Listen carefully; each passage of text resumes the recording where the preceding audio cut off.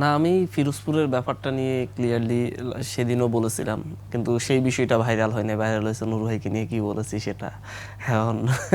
তো সেদিন ফিরোজপুরে মূলত হচ্ছে বাস আসার সময় যেটা ব্যাখ্যা দিল যে হচ্ছে ডিসি, বাংলাদেশে কিন্তু হচ্ছে প্রায় 600 থানা থেকেই বাস এসেছে। তো হচ্ছে সেখান থেকে ফিরোজপুরের একটা থানা মানে সদর, সদর থেকে 5টা বাসের জন্য রিকুইজিশন চাওয়া হয়েছে ডিসি অফিসে।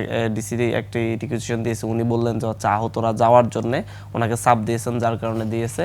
এবং পাশাপাশি হচ্ছে সেই জায়গা থেকে ডিসি কিন্তু হচ্ছে কোনো ধরনের তেল খরচ কিংবা হচ্ছে কোনো ধরনের বাসের ভাড়া ডিসি বহন করে নাই। তেল খরচটা সবই হচ্ছে যারা এসেছে তারাই বহন করেছে। তারপরও সরকারি চিঠিতে বাস অনুমোদন, এটা খুবই দুঃখজনক, আমাদের জন্য লজ্জার, এবং আমরা বিব্রতকর পরিস্থিতিতে পড়েছি।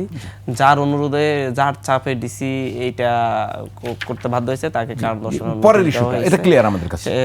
সেই জায়গা থেকে আমরা দুঃখ প্রকাশ রংপুরের করছি আসলে ইস্যুটা। হচ্ছে। আর রংপুরের ইস্যুটা হচ্ছে, এটা আমি এখানে এসেই প্রথম দেখলাম। আমি আসলে এটা আমার চোখে পড়েনি। এবং হচ্ছে যেটা হয়েছে এটা অবশ্যই শাস্তিযোগ্য অপরাধ, আইনের আওতায় এনে বিচার করা দরকার। পাশাপাশি হচ্ছে বৈষম্যবিরোধী ছাত্র আন্দোলনে এখন নতুন যে নেতৃবৃন্দ আসবেন, তারা অবশ্যই সাংগঠনিকভাবে তার বিরুদ্ধে ব্যবস্থা নেবেন বলে আশা করছি।